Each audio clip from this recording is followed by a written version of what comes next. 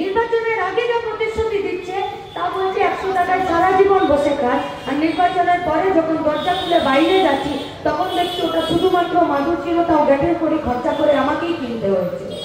এর বাইরে কিছু নেই। কি চাইছে বিজেপির পার্টিটা?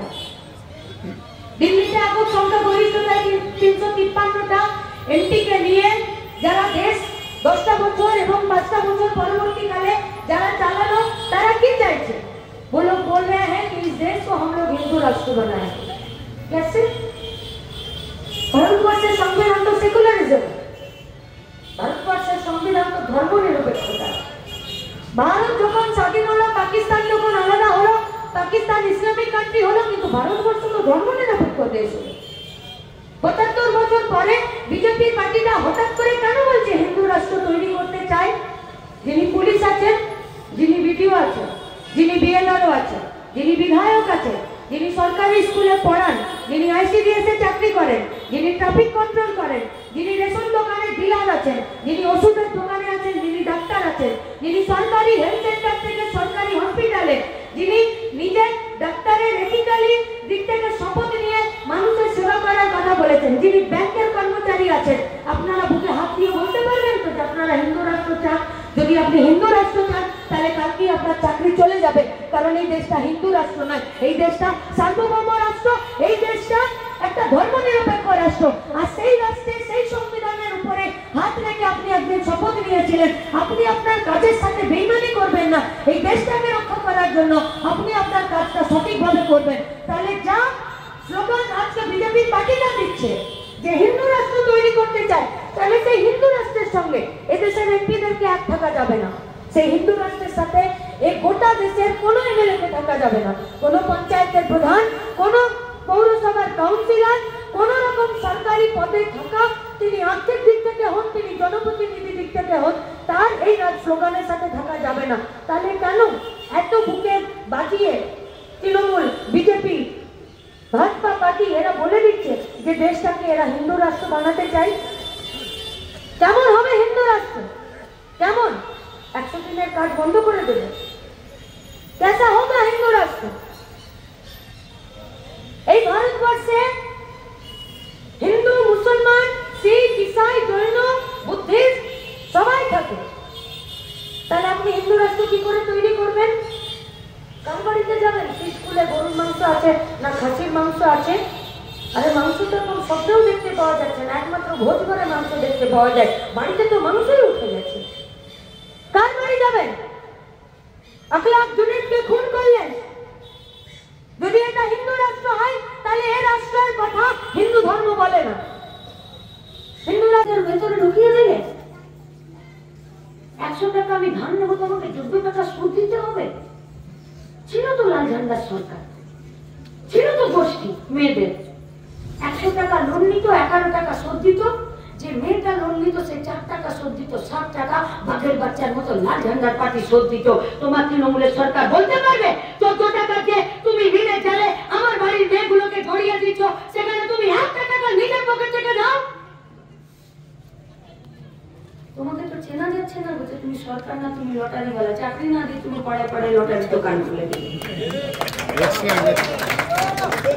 তোমাকে তো বোঝা যাচ্ছে না যে তুমি সরকার নাকি তুমি সুদের কারবারি করো, কারণ তুমি যে বন্ধন ব্যাংক, যে কানাডা ব্যাংকের তুমি আমাদের মেয়েগুলোকে ওদের চুঙ্গুলে পাঠিয়ে দিয়েছো, তারাও তো তোমাকে হেলিকপ্টারে চাপার পয়সা দিচ্ছে। তুমি ভেবো না 2026-এ তুমি যখন সরকারে থাকবে না, এই তৃণমূল পার্টিটার কান ধরে আমরা হিসাব করব কোন বাপ তোমাকে হেলিকপ্টারে চাপার পয়সা দিচ্ছে। সিপিএম পার্টি দুর্নীতি করবে না, আর কাউকে দুর্নীতি করতেও দেবে না। ইলেকটরাল বন্ডে তৃণমূল, কংগ্রেস, বিজেপি লক্ষ লক্ষ কোটি কোটি টাকা ঘুষ নিয়েছে।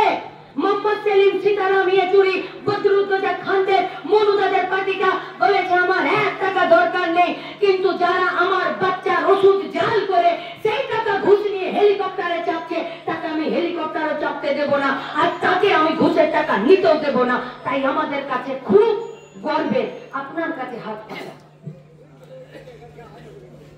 আমরা 2 টাকা 5 টাকা 10 টাকা 2000 5000-এর জন্য আপনার কাছে হাত পাতবো, তাতে আমাদের কোনো লজ্জা নেই। আমাদের কলারটা উঁচু হয় যে আমরা চুরি করিনি, আমরা হাত পেতে মানুষের ভালোবাসার টাকা নিয়ে ঝান্ডা টাঙিয়েছি। তোমার ঝান্ডাতে যে টাঙিয়েছো এই নেতা, এই এলাকার তৃণমূল বিজেপির যত কর্মীরা আছে, আপনাদের কাছে আমাদের প্রশ্ন, চোখ বন্ধ করে নিজের বাড়িতে মায়ের সামনে আর নিজের বাচ্চা মেয়েটার মুখের সামনে দাঁড় করিয়ে বলো, এই ঝান্ডাগুলোর টাকা চুরির পয়সায় আসেনি তো? তুমি যে নেতার পিছনে ঘুরছো, সেই নেতা দুর্নীতির কালো টাকাতে নিজের পকেট ভরায়নি তো? দাঁড়াতে পারবে তো তোমার মায়ের মুখের সামনে আর তোমার বাচ্চা ছেলে মেয়েটার মুখের সামনে? কি হতে চাও তুমি? যদি গরু পাচার হতে চাও তো তিহার জেলে তোমার দাদা অনুব্রত তোমার জন্য অপেক্ষা করছে, আমরা পাঠাবো। আর যদি খেতে খেতে যাও, আসো 7 তারিখ ভোট কেন্দ্রে।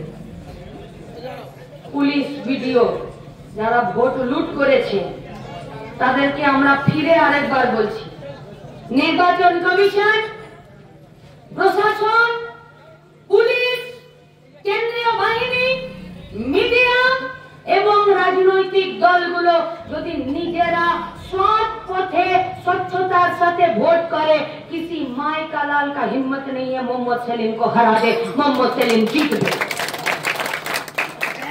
निर्वाचन कमिशनर कर्मीरा, पुलिस, प्रशासन, ভিডিও,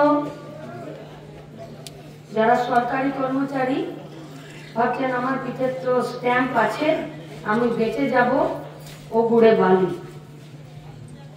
কাউকে কিন্তু আমরা ছাড়বো না, কারণ আমাদের ভবিষ্যৎ যারা অন্ধকার করার জন্য তৃণমূল বিজেপিকে সাপোর্ট করবে তাদেরকে কিন্তু আমরা কেউ ছাড়বো না। 26-এর পর তোমাদের সব কটা ফাইল দেখা হবে, জেল খাটতে হবে, জেল থেকে বেরিয়ে ফুটো বাতি নিয়ে এই চৌমাথার রাস্তায় দাঁড়াতে হবে, আর লোকে তোমার ফুটো বাতিতে থুতু দিয়ে যাবে। আর সেদিন কি করে তোমরা রাস্তায় মুখ দেখাও, সেদিন আমরা দেখবো সরকারি কর্মচারীদের।